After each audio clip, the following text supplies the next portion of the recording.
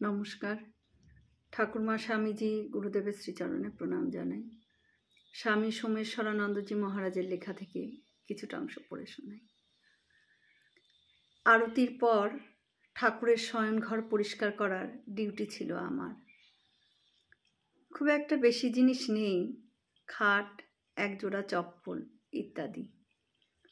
সবে পরিষ্কার করা শুরু করেছি, হঠাৎ মনে হলো কেউ যেন এ ঘরে ঢুকেছেন। আশা অর্থ যে দরজা দিয়ে ঢুকেছেন তা নয়, হঠাৎ কেউ যেন আবির্ভূত হয়েছেন এবং খাটের পাশে দাঁড়িয়ে আছেন।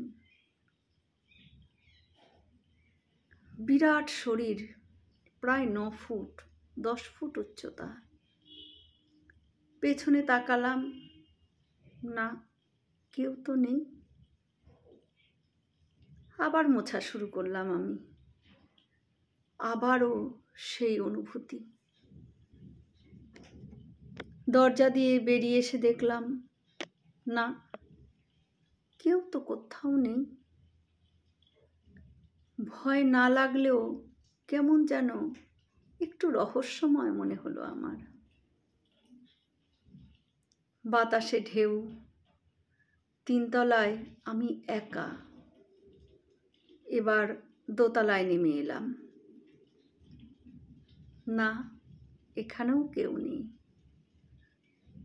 3 তলায় গিয়ে আবার কাজ শুরু করলাম। কাজ শুরু করতেই সেই একই অনুভূতি। মনের খেয়াল বলে এবার উড়িয়ে দিতে চাইলাম,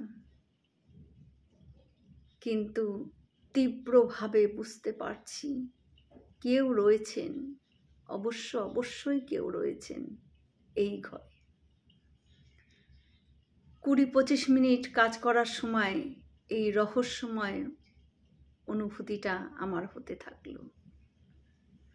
পরে ধীরেন মহারাজকে সব খুলে বললাম, যিনি বহু বছর ধরে এই মন্দিরে ঠাকুরের পূজা করতেন, এবং তাকে বলতেই তিনি হা হা করে হেসে উঠলেন। বললেন, তুমি তো খুব ভাগ্যবান। অনেকেরই এই অনুভূতি হয়েছে। ঠাকুর আজও আছেন। আমার সন্ন্যাস জীবন আমি ধন্য এই অনুভূতি পেয়ে। জয় শ্রী রামকৃষ্ণ।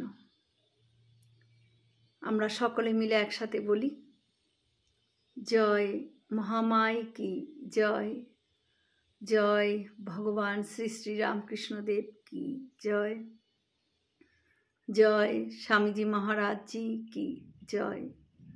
হয়তো অনেক ভুল ত্রুটি হলো, ঠাকুর যেন আমায় ক্ষমা করে দেন। সকলে সুস্থ থাকবেন, ভালো থাকবেন।